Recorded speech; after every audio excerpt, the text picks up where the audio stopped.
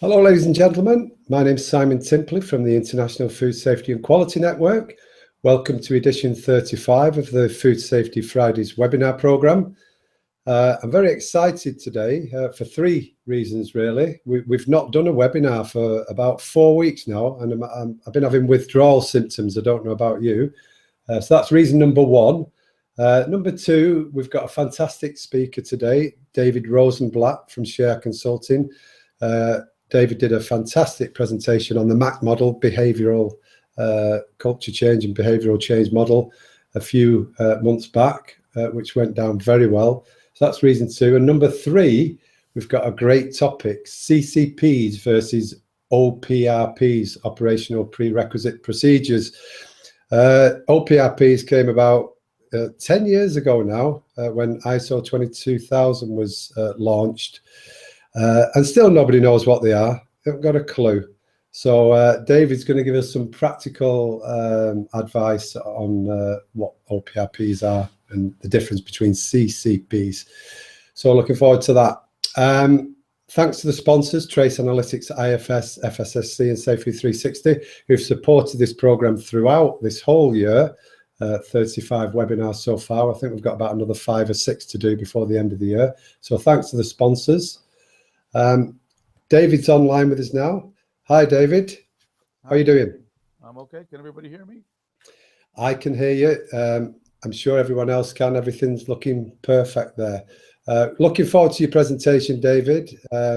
We've got lots of things lined up today. We've got some polls and videos, I believe. Is that correct? One poll, one video.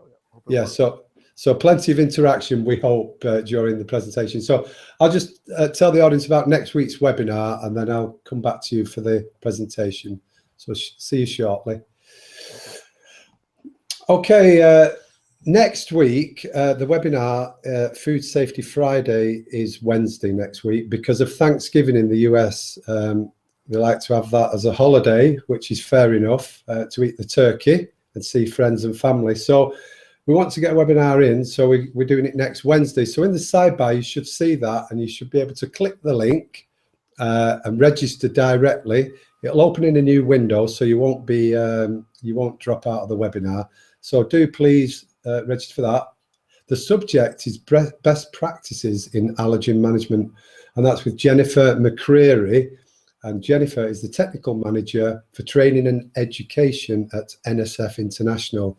So I'm sure that'll be a very, very worthwhile webinar to attend. So that's next Wednesday at the same time, 3 p.m. Okay. Many of you do ask. Today's webinar is being recorded. The slides and the video, normally within 24 hours, we'll circulate them to everybody. So if you miss anything or you can't read a slide or something like that, don't worry. We will issue the recording and the slides. That's it. Like I say, I'll be back for the polls. Please do interact, type in, take part. We want your feedback and we want your involvement. Apart from that, I'll be back for the Q&A later, and I'll hand you over to David. Okay, David. Yeah. Can you see my presentation? Yes, perfectly. Okay, so good afternoon or morning or night or whatever time it is, wherever you are, ladies and gentlemen, and thank you for joining me on talking about a subject that I'm very, very passionate about, CCPs versus oPRPs. Before we go off the slides, I have a little story I want to share with you. This story took place in 1994.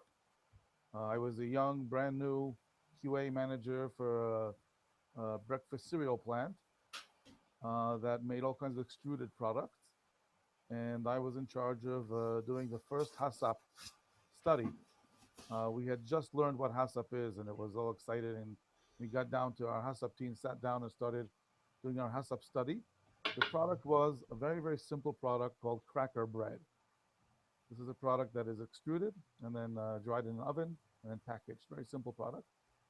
And we went along doing our study and identified the hazards along the way, identified a few CCPs. There was some sifting, which was a CCP, and we had an oven, which was a CCP. And then we got to the packing part, which was done manually in those days, probably still is. We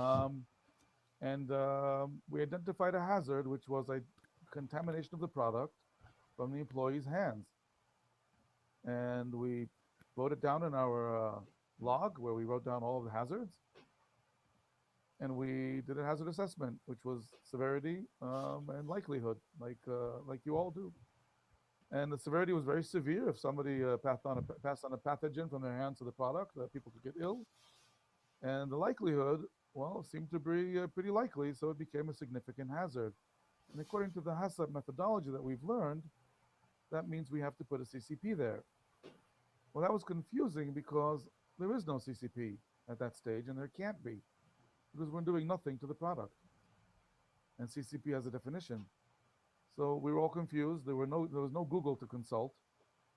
No Food Safety Friday webinars. This was 1994. So my team said, you know what, Dr. Rosenblatt, we have an idea. Maybe the likelihood should be much lower, because we do have hand washing in place and the perfect good hygiene, and we have use of gloves, and we do training. So the likelihood of somebody actually contaminating the product is really low. So go back to the matrix and multiply the severity, which is still high, with the new likelihood, which is low, and it's not a significant hazard anymore. And that's it. We solved the problem. And we could proceed on with our HACCP study, having followed the methodology as we were expected to. Well, I have to tell you, I didn't sleep well that night. Something bothered me. It didn't make sense. It couldn't have been that easy. Because we had all this control going for the CCPs, and we had monitoring, and we had validation and verification, and we have our corrective action if something goes wrong, and everything is all documented. And then we have this equally hazardous danger, and we're saying, well, it's okay, it'll be fine. Well, people wash their hands all the time. Now, I know not everybody washes their hands all the time, so we didn't know what to do. So the next meeting, I got back and I said, my friends, I'm not happy. Let's do something else. So everybody said, oh, okay. We made the likelihood back up to high. We said, we need a CCP. And we said, well, we don't have a CCP. So I said, you know what? How about we make hand washing a CCP? I said, you can't do that because CCP is defined as a step in the process, and it's not. And I said, you know what? I don't care. I'm going to call it a CGMPPP. So what is that? I said, that's a critical GMP point. And everybody laughed at me, and I said, that's my decision. So we made a critical GMP point. And from then on, every time we had a hazard that we identified as being controlled by GMP, by good manufacturing practices, we called it a critical good manufacturing point, or a CGMPP, and we treated it as if it was a CCP. We had actually invented, without knowing, the oPRP, which was going to emerge in 2005. That happened in many organizations around the world while they were practicing on the first years of really implementing HACCP. The auditors throughout the years who did our HACCP auditing weren't happy with that. You can't just take a method that's been published and change it and add things onto it. So eventually we stopped calling it CGMPP and waited for somebody to do something about it. That's our subject. David, sorry, I'm really sorry to interrupt, but quite a few people are saying your sound is quite low. Quite a lot of people are saying, actually, I can hear you perfectly, and some people can. I don't know if there's anything that you can do at this early stage to... I'm going to speak up. I guess that's all I can do, right? Yeah, unless the microphone can... Is it movable to move closer to you or anything like that? No. I could get a little closer. Okay, try that. That's all you can... If that's all you can do, that's all we can do. So we'll... Okay. Can everybody, if somebody can hear me better, let's get some feedback on that, because I don't want to scream if I don't have to. Is it working? It'll take a few seconds for them to type in. Okay. But, yeah, so just carry on the best you can, David. I don't mind speaking loud. I'm used to talking to a large room of people. I'm just sitting at home, so I was not talking as loud. But if you can hear me, I'm happy. Yeah, go for it as loud as you like, David. Okay, so we have a HACCP refresher. Everybody ready? Everybody, the definition of a food safety hazard. is a biological, chemical, or physical agent in food with the potential to cause an adverse health effect. That is copied from the ISO 22000 standard. Um, Now, I'm just going to take us through some terms to understand what I'm trying to say. It's important for me to say that I believe that if ISO 22000 is used properly, we have paved the road to make food on our planet much, much safer. I really believe that. And I'm going to prove that as we go along. So, this is something that you won't see in any textbook, so listen carefully. I roughly classify hazards into two types. I took the liberty of calling them type 1 and type 2. Simon, we have any feedback? Am I being heard all okay, you think? Yes, some people are saying that it's better, yes. Okay, I apologize, but we're doing our best. Type 1 hazards are the hazards that I identify as being originating from raw materials. Those are the hazards that must be eliminated or reduced to an acceptable level somewhere along the process. That would be salmonella in chicken, that would be listeria, that would be campylobacter, it would be foreign bodies, any contamination of a product that we want to eliminate throughout the process. That's what I call a type 1 hazard. Those are our classical. Type 2 hazards are those that can be introduced or worsened from the processing environment. So that's proliferation because of poor temperature control, introduction of foreign bodies because of poor GMP, introduction of allergens because of poor behavior and cross contamination. So these are two distinct ways of getting of the food becoming unsafe. The person who gets salmonella from their sandwich doesn't really care if it's a type 1 salmonella or a type 2, but we do because we have to be able to manage it. So I'm just going to remind you what a control measure is. A control measure is defined as any action or activity that can be used to prevent or eliminate a food safety hazard or reduce it to an acceptable level. And here I put in two pictures of control measures. One is um, sanitary barrier for washing and your feet and your hands as you enter into production. That is a control measure because it is an activity that can be used to prevent a food safety hazard. Then we have an autoclave for canning, which is also a control measure. It can be used to eliminate a food safety hazard. So I also took the liberty of classifying the control measures into two types. Type 1, those are those that are applied at control points along the process. For instance, thermal kill measures, foreign body detection, removal measures, and so forth and so on. These control measures are generally used to control type 1 hazards. Now, I'm generalizing because there are um, exceptions to this model, but this is generally true. So if we have salmonella coming from our produce, it will be killed at the kill step. If we have foreign bodies in our raw materials, they will be sieved out, and so forth. Type 2 control measures are applied at the process environment as general prerequisite programs. These are what we call GMP for many, many years, good manufacturing practices. Pest control, personal hygiene, our SSOPs, and so forth. These are all aimed at controlling type 2 hazards, preventing the environment from contaminating the product, or not allowing the environment to allow bacteria to grow.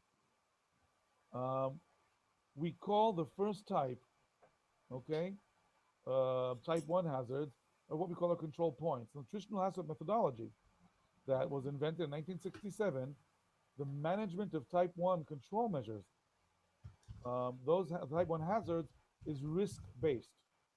This is really, really important to understand. Whereas the management of control measures for type 2 hazards is not. I'll explain what I just said. Okay. Traditionally, a risk-based assessment is used to identify which process control measures are worthy of being managed as critical control points. So in other words, we do our assessment, we go along our flow chart, we identify hazards. and we try to decide which step along the process is worthy of being called a CCP. And we choose the CCPs out of many potential control points, and they have to choose the one that wins. So it's sort of like a competition. We have all these control points. They all want to be CCPs. We don't have enough money or enough effort, enough energy to be able to control them all equally. So we have a methodology to choose them based on risk assessment. The ones that are controlling the most important hazards are going to be managed as CCPs. The ones that are controlling hazards that are less significant are going to be just regular CPs and get no attention and aren't going to be a part of our HACCP program anymore. So a CCP, therefore, was defined as a step at which control can be applied and is essential to prevent or eliminate a food safety hazard or reduce it to an acceptable level. So that is the ISO 22000 official definition of a CCP. So it's important to understand it is a step which control can be applied and is essential. Those are the two criteria.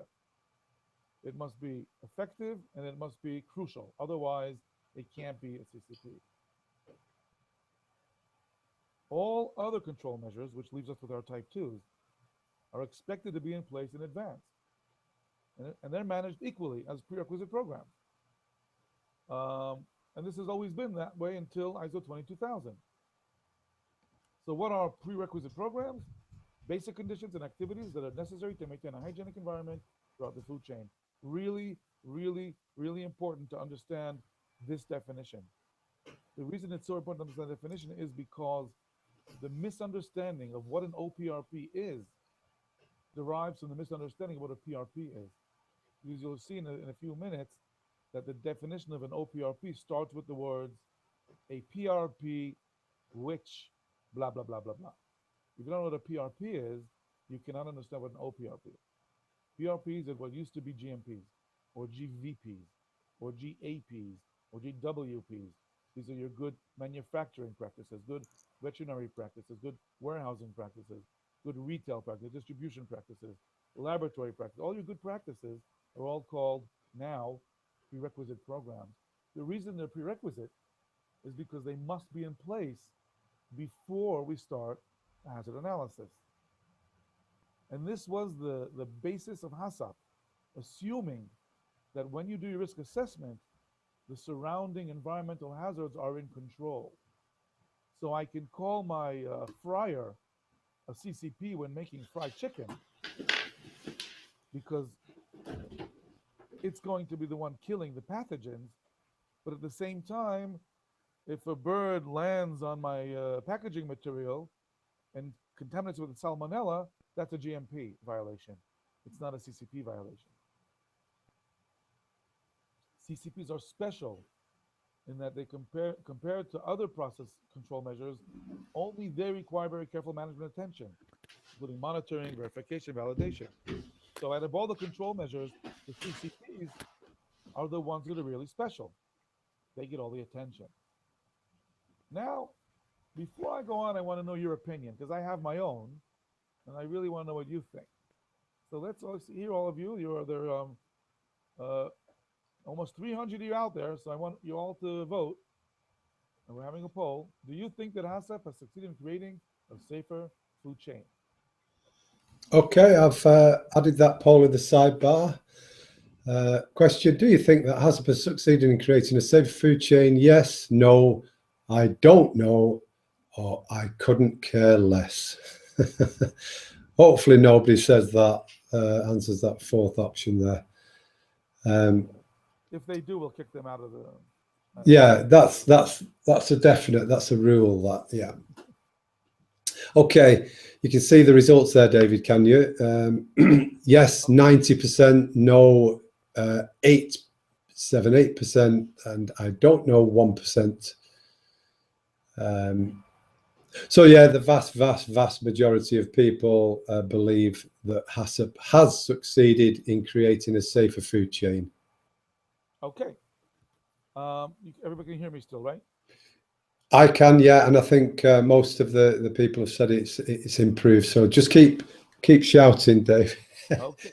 So So I think that we have a general agreement around the world that the HACCP invention has actually succeeded in creating a safer food chain. And that's wonderful, and I do agree.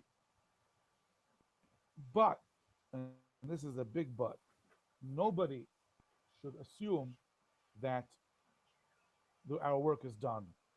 That would be wrong. Because HACCP only takes us one small part of the way. And I'm going to prove that to you the next slide. Okay, what happened to my slides today? I lost myself. Can you see my slides going back and forth? No, you're on the poll slide still at the moment. Where do I have to go back to the room? No. No, you need to be in your PowerPoint itself. Okay, there we are. Sorry about that. Okay. It's okay. So, the successful implementation of HACCP has dramatically reduced the number of food safety incidents caused with process failure. Um, Now, here's a story. 1971, Bon Vivant incident. One person died, a person called Samuel Corcoran, because his soup was contaminated with um, with Clostridium botulinum, and he got botulism, and he died. Now, I want you to understand something. This was 1971. In the 1970s, it was not uncommon for people to get botulism from eating canned products. Um, it actually, since canning was invented until 1970s, it could be expected to some extent. I remember as a boy, when I was a kid in the States, I grew up in the 60s in the States. My brother and I would play a little game when we ate canned food, and each one of us, we'd take turns tasting the product first to see who would die. Because it was well known that if you eat cans, you could die. So we'd have this little joke, it's your turn to eat it first. Okay, I'm alive, let's eat. Um, well, from the Bon Vivant Vichyssoise soup incident, and a really important discussion began in the United States. In 1973, the FDA passed the bill that mandates HACCP in low acid canned products. Um, and everybody who made canned products that were not low acid in the United States had to do HACCP based on the NASA Baumann and Lachance model that was presented in 1971 for the first time. I want to remind you, 1967, HACCP was first published. 1969, it was applied on the Apollo mission.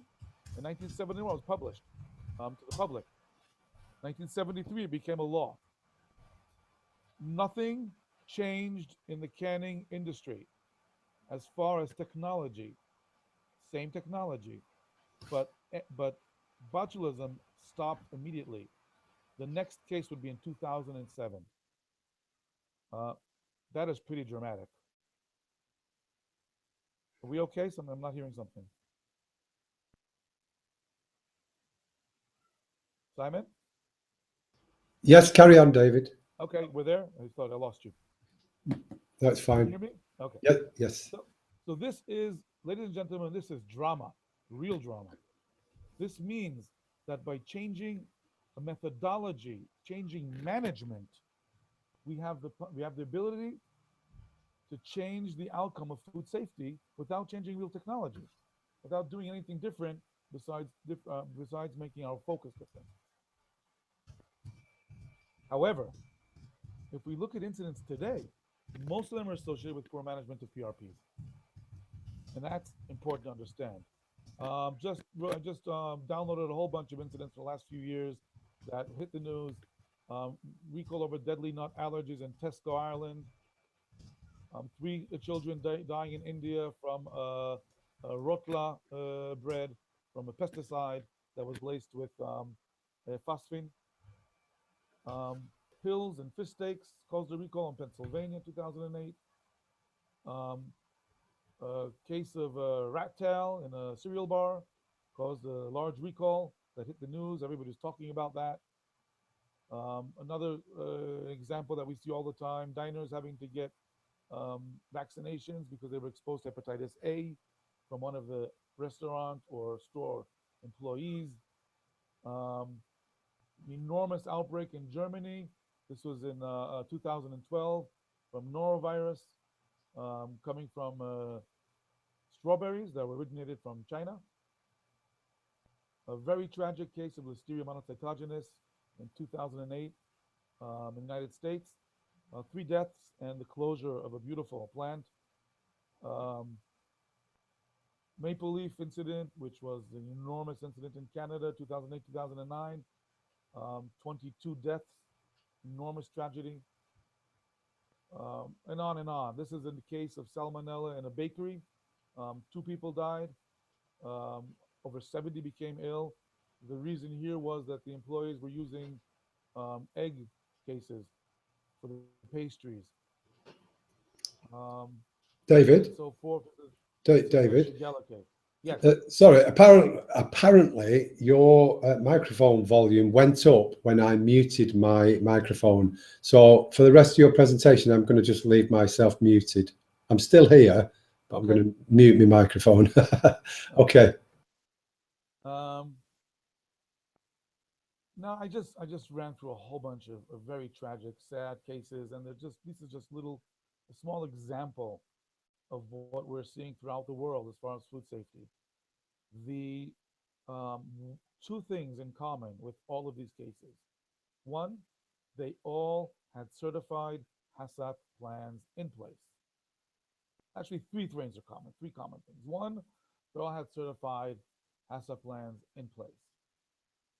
2, and I did not talk about cases that this is not true for, there was no malicious intent in any of them. This is all cases of good people doing good jobs, doing the best they can, no malice, no reason to go to jail.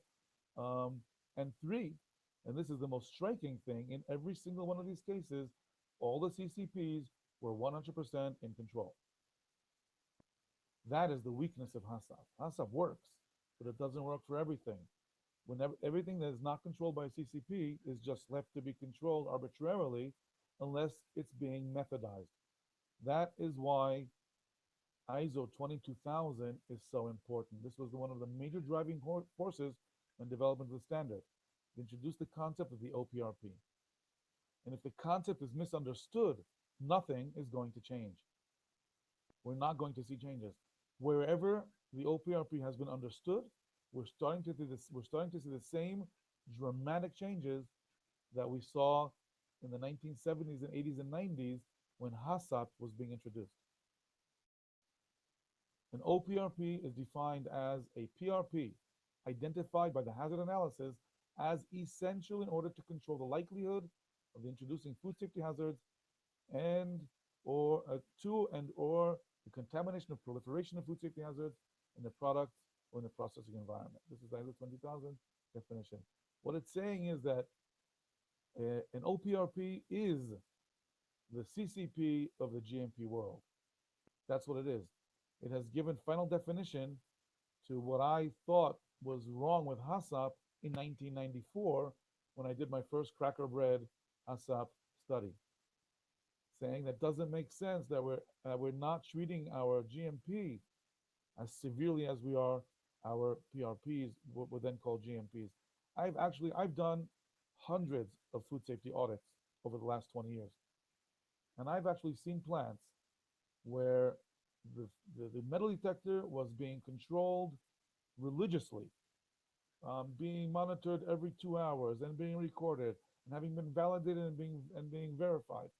And standing there watching that happen, the door behind me was open to the yard.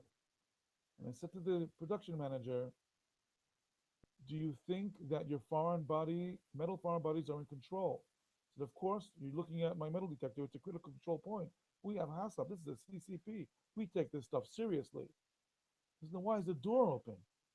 Well, people do things like that. You can't, that's not a critical, you can't, but it is important for it to be closed? Of course it's important. Is it as important as your metal detector? You bet it is.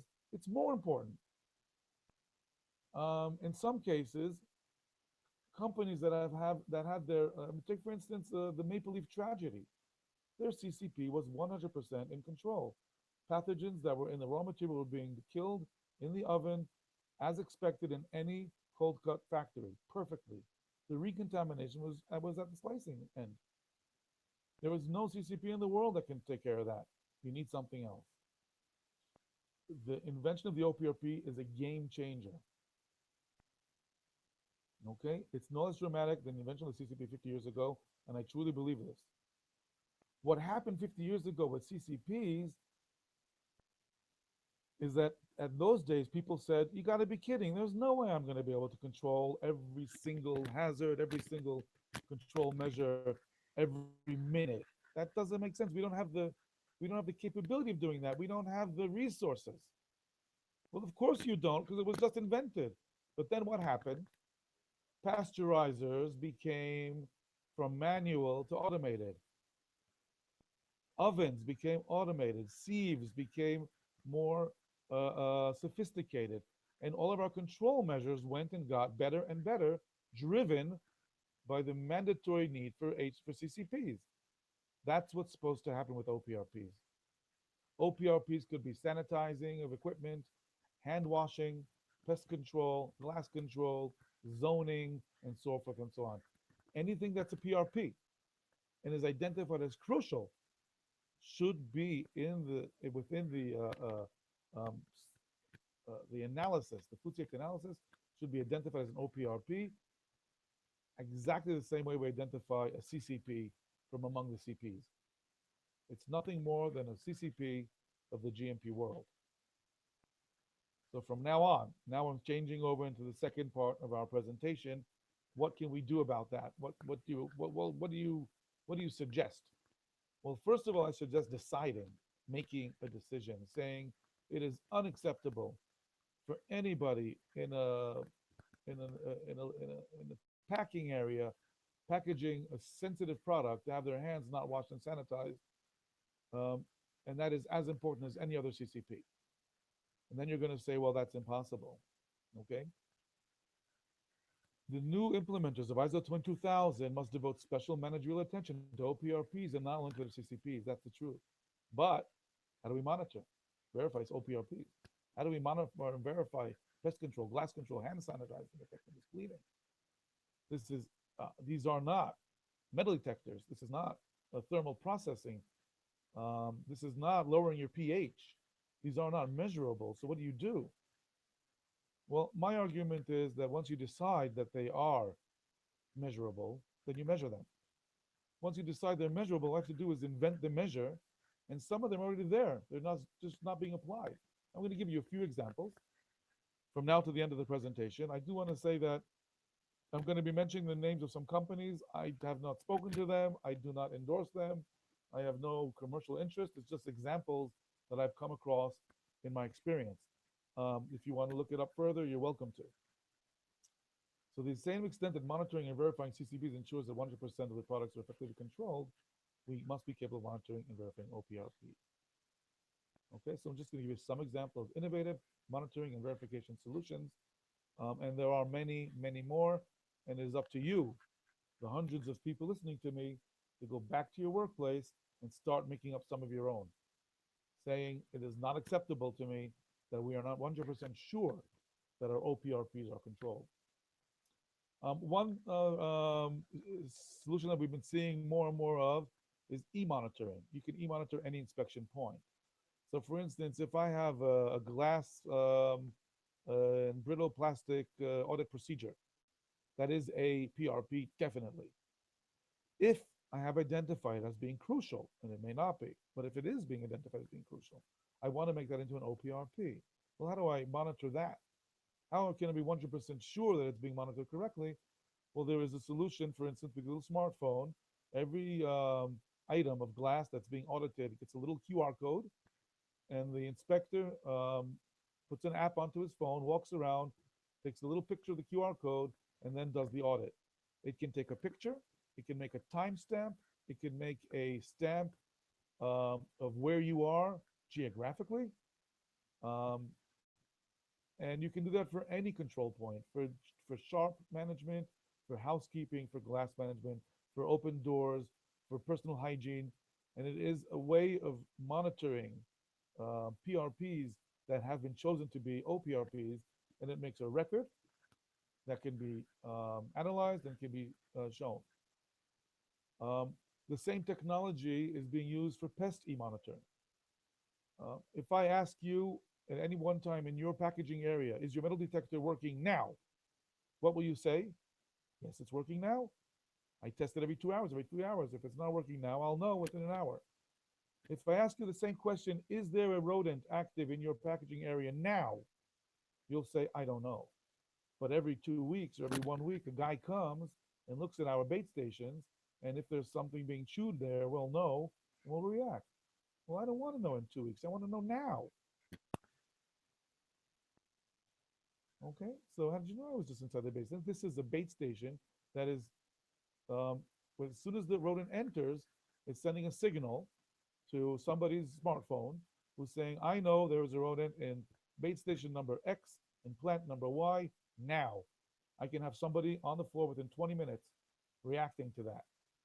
So if pest management is a PRP, is it an oPRP? That depends on your risk assessment. It may or may not be. If it is an oPRP, you have to be able to monitor it as opposed to CCP, and here's one of the solutions.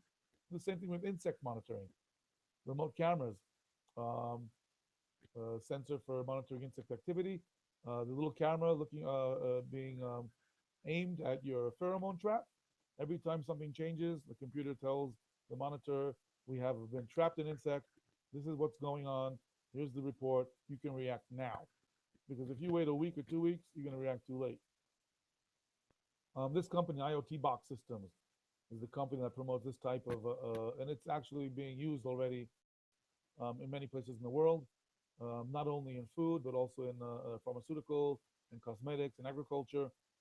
It's changing the way we do pest management across the globe. I think it's really exciting. There's nothing new here as far as technology. The only new thing here is the application of it. Hand washing, sanitizing, monitoring systems have been around for a while. This started in the healthcare industry, is being spilled over into food. I think that a food handler who is touching food that is ready to eat, his hand sanitizing situation is as important as that of a nurse or a doctor in an intensive care unit. The more lives are being affected by that. There's use of smart RFID badges. So the employee has a little badge. Some of them have a little LED on them, some of them don't.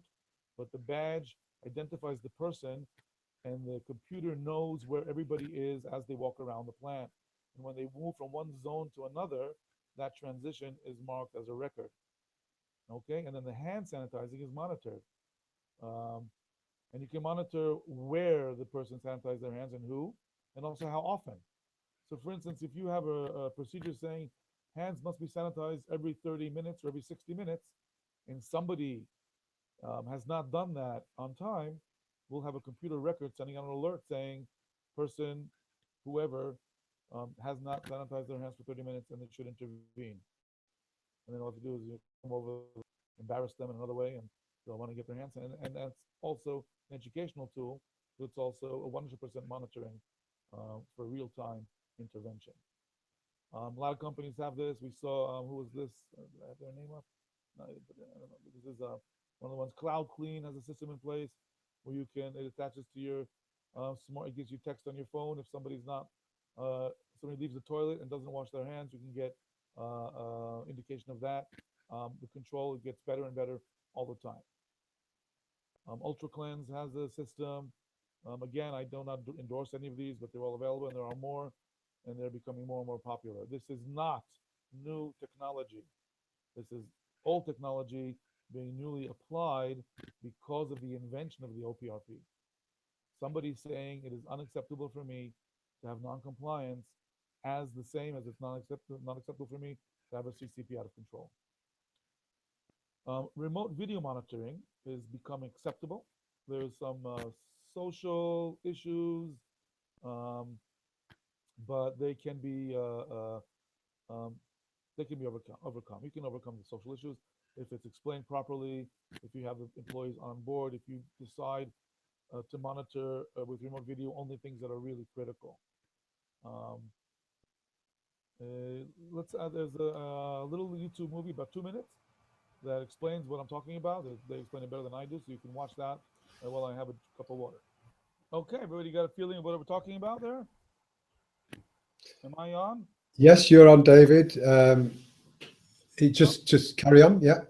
okay, so while you're watching the video, I was reading some of your comments. I'm gonna mention some things about that after I show you this part, and I hope make some things clearer for people who are wondering about things. Um, so hang in there. So you saw remote video monitoring. This is acceptable for hand washing behavior, ingredient addition, use of protective garments, and anything else you want to use it for. It's being used all over the world. You can monitor from anywhere. There are actually plants that in places where hand washing has been identified as an operational prerequisite program, have the hand washing station um, videoed all the time, and once every shift, somebody watches an edited version. The technology knows how to make an edited version, so you don't have to watch just empty hand washing stations. It takes pictures when people are there and actually see every single person who is in the production area if they've washed their hands or not. And there are places where QA manager will go into the packaging area and say, um, ladies and gentlemen, I have an announcement to make. We've just finished watching the last shift's video of hand washing behavior, and we have identified a problem. Therefore, unfortunately, everything we have packaged over the last 8 hours, we have to destroy. This is unfortunate, but this is our commitment to our customer safety, and we will be talking to the person who was identified as not having washed their hands properly. Please, um, you can resume work after we've taken care of this violation of an oPRP. This is the same thing we would do. I mean, it sounds dramatic. What? This guy's crazy. No, it's the same thing we do if the metal detector wasn't working, if we discovered our oven had broken down, if our sieve was torn. What's the difference? It's just a matter of a state of mind. So, remote video monitoring is a way of monitoring behavior. And since we're in the digital age, you don't have to collect videos and tapes. You just do it online, and it's all in the cloud and really accessible. We've known ATB bioluminescence monitoring over 30 years. Um, that this is technology has been around. Well, now we can use it for our oPRP monitoring because if cleaning is an oPRP, because cleaning is definitely a PRP, no question about that. It's a prerequisite program. We've identified a certain site in the plant or a certain piece of equipment where its sanitation is crucial or essential part of our, and we discovered this during our risk assessment. Then we have an oPRP. Well, how are we going to monitor it? Online, we can use ATB bioluminescence. We get answers on the spot. This can be used to correct deviations on the spot and also to analyze um, along the way. If any of you are not familiar with ATP bioluminescence, then that's fine. Don't worry about it. On the presentation that will be recorded and shown, there's a YouTube video. It's a few minutes long, so I'm not going to show it here, explaining about what a wonderful technology this is and what can be done with it. It is the YouTube is sponsored by one of the companies that provides this technology, but there are many excellent companies that offer ITP bioluminescence monitoring that can be used as part of our CCP, part of our oPRP monitoring. Some take-home points before I start wrapping up and talking about what we've been talking about. First take-home point is nobody should ever become ill or injured from their food. I really believe that, and I think that that day is close. It's coming. If somebody would have said in 1971 that a day will come where people will not become ill from their food because coming from pathogens that manage to somehow survive our food chain, people would say you're crazy. That's impossible. People eat every day and they're going to get sick. But fact is, commercial food does not cause pathogenic contamination anymore unless it's coming from the environment of the plant, not from the raw materials. And I showed you a bunch of cases before. Of course, we have every once in a while an exception, but really rare. Um, I do want you to think of oPRPs as the CCPs of GMP. Now, I do know that there's a lot of confusion what an oPRP is. Somebody said, well, our magnet's an oPRP. Our sieve is an oPRP. In my opinion, this is a misinterpretation of what an oPRP should be. Now, it's not wrong. If I was your auditor, I wouldn't disqualify your HACCP, but I think it's not doing a service to what the people who wrote the standard meant to happen. Because an oPRP, in order to be an oPRP, must start out as a PRP. It's a prerequisite program. It's cleaning, it's pest control, it's hand washing, it's closing the doors, it's personal hygiene, it's so forth and so on. And if any of those as identified as being crucial, then it should be upgraded to be an oPRP, and then it gets the benefit of a CCP. It must be monitored, it must be verified, it must be validated, it must be corrective action in place, it must be recorded just like a CCP. So PRPs are important. They're there. They've been there forever. They will be there forever. But not every PRP, ladies and gentlemen, is worthy of being called an oPRP, just like every CP is not worthy of being called a CCP. Prevention is born, first of all, from decision and determination. Never say there's nothing we can do about it. It's always going to be that way. We cannot change it. You cannot change behavior. You cannot monitor people, blah, blah, blah. Never say that. Decide, be determined, the technology will follow. Technology is not the problem. The problem is in our minds. So I'll take any questions now. We're on time. Are you putting me back on the camera? Be able to see me?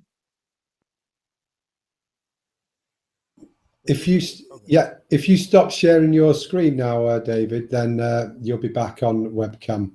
Screen share. Yeah, I've just got just to clarify. Let's see if I've understood it. Am I yes, well, they see me at the moment, but when I switch it over to you, they will be able to see you. Just to clarify them. If I've got a factory and I'm controlling glass and brittle plastic and things like that, but they're sort of away from the production line, so I log them on a register and I do a monthly check of them, and I have a glass breakage procedure. So that's a PRP if that's well away from, let's say, the production line. Exactly. So, but if there are some, let's say, glass or brittle items that are really around the process where I'm filling food or etc., and then so the risk of those breaking could directly contaminate open product, let's say, would that then be a oPRP that requires monitoring as such? Exactly. Am I getting that right? Yes. That's a perfect example. That is the perfect example. It is a PRP that was identified as crucial. Not the whole PRP is going to become an oPRP. Only that part of it that's crucial. So if I have a weekly check or a monthly check of my glass and brittle plastic, those specific items, those 3 or 4 items, will be monitored once every shift, and they will be monitored and record, and we can call them a CCP. If you wanted to call them a CCP, that would be fine. Okay. Okay, that's maybe the name. Yeah, that's clear for me, David. The same.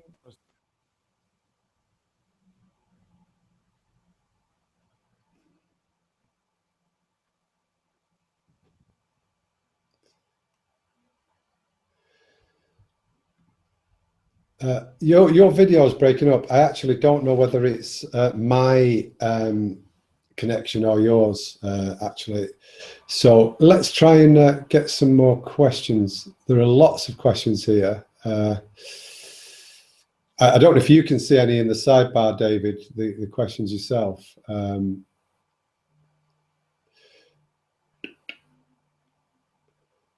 Well, here's one. Does environmental monitoring, is it considered an oPRP, environmental monitoring?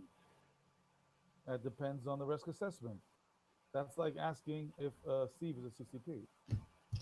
If it's crucial, it is. If it's not, the way I want people to think is any PRP could be an oPRP, depending on how crucial it is to food safety. And is it actually controlling a significant hazard? If it is, it's an oPRP. If it's not, it's a regular PRP, which is fine. It must So if it has the potential for being, of course, but it has to be defined by risk assessment. Yeah, and does an oPRP, you know, the way you control a CCP through all the different phases, do you have to do the same thing for an oPRP?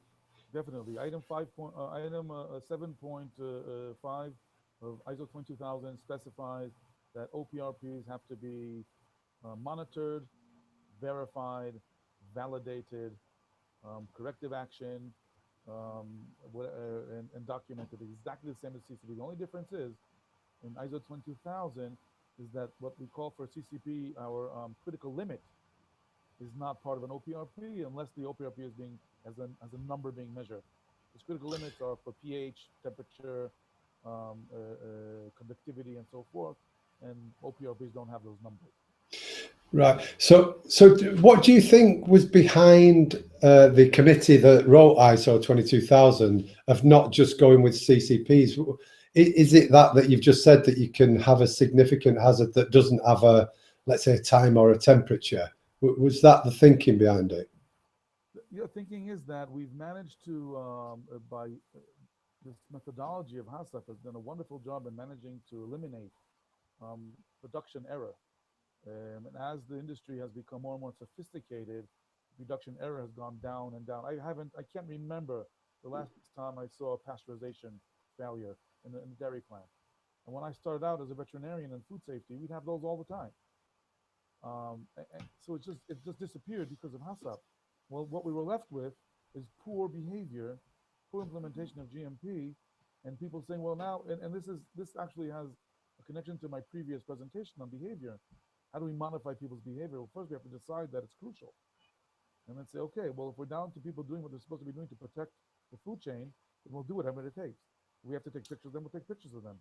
So we're going to do whatever it takes to protect the food chain, which is why the oPRP is a game changer. Yeah, so it further drives continual improvement in food safety systems, basically. It takes it. I think that it's the missing piece of what HACCP offered us. I think now we have a food safety management system. There's a food safety management system. HACCP is not.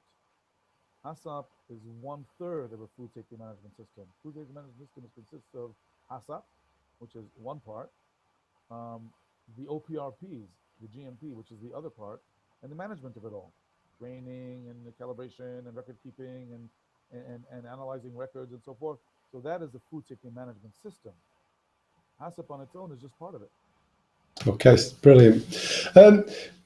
Questions come up a couple of times. Obviously, the Food Safety Modernisation Act is, I don't know how familiar you are with that, but a couple of people have put oPRPs versus FSMA preventive controls. Are they like for like, the preventive controls, or is something totally different?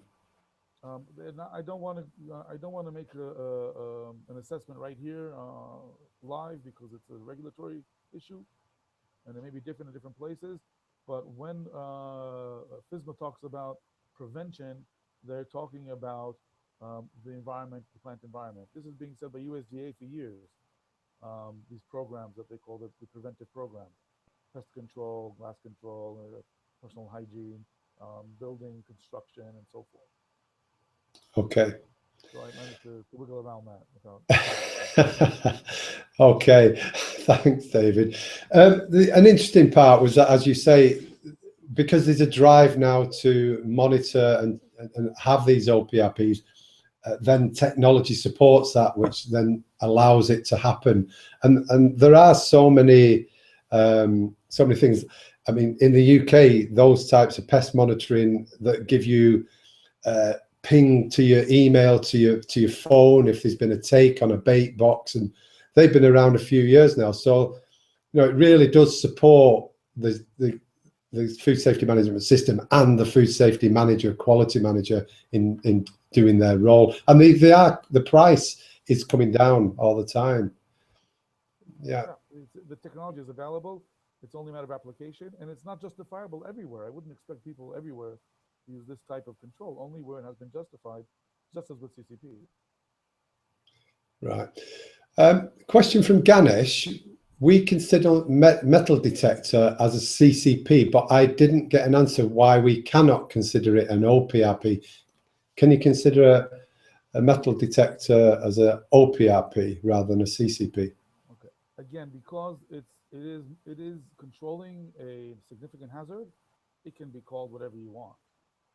But the people who wrote the ISO 22000 standard call a CCP a step in the process where control is being applied, and that is a metal detector, whereas an oPRP is a PRP which has been identified as being crucial. So because a metal detector hadn't started out being a PRP, it shouldn't be called an oPRP. If you do call it an oPRP, and you're monitoring it, and it's being verified and validated, then I don't care. I mean, it's just as good. The name is not as important as understanding that it is as crucial as any other control point that was identified as being crucial. Does that make sense? It does to me, yeah. Okay. Thank you. Wow. Legal, are there any legal implications to monitoring people? I guess that depends on your own country and the laws of your land. Can you see any in the sidebar, David, on the questions? If you want to pick any of those, if you can see any. Okay, about critical limits for oPRPs. Yoga asked that question. People ask that a lot.